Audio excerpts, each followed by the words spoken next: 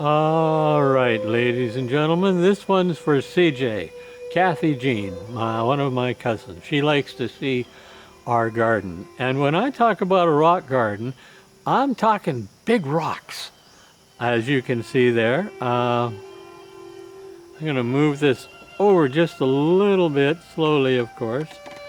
There you can see the side of our house. You can see a flower pot. That gives you a nice perspective on just how large this rock is.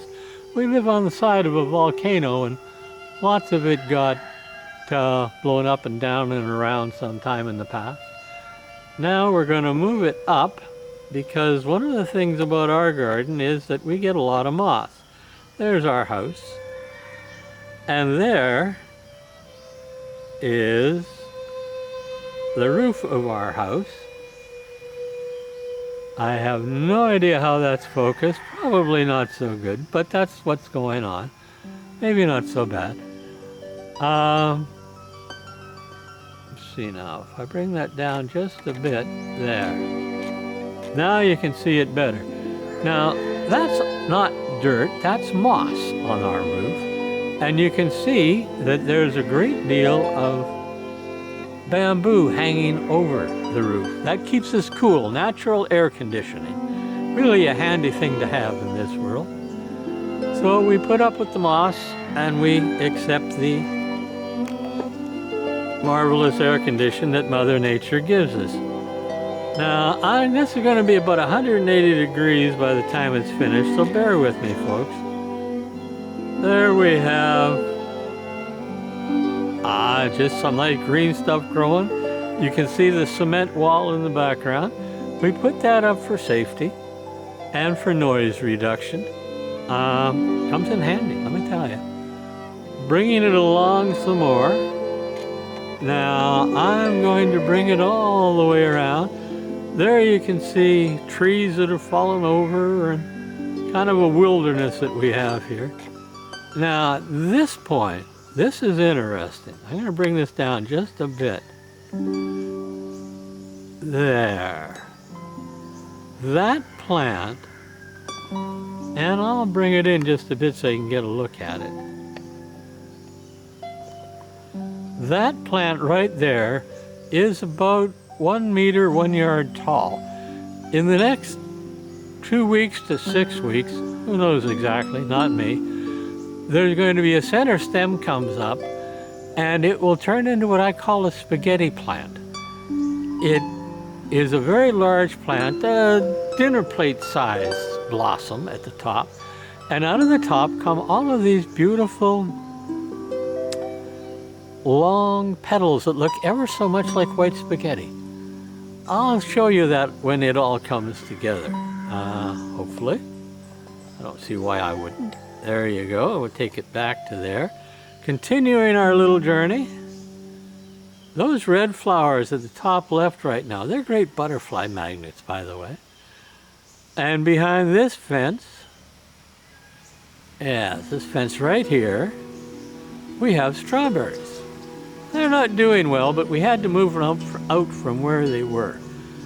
Coming around, we have our office. I'm going to change that just a bit there. Now bring that up so it looks level. You can see the screening, the sunscreen, the wall behind it. All in all, a nice place. That was, as you know, Myra's office and our bedroom. Now it's the laundry shed. We reuse everything here. Now, if I had a gimbal, this would work a lot better, but I don't. So we'll just go with what I got. And that, well, oh, wow, that's a Lanzoni tree we cut down. I'm going to change position here, hopefully without kicking my camera. There you go. Okay, I have changed position. That's why they make these things articulate. Now we're going to bring that down and back. We're back into mosquito nets, covering the peach eye and the lettuce.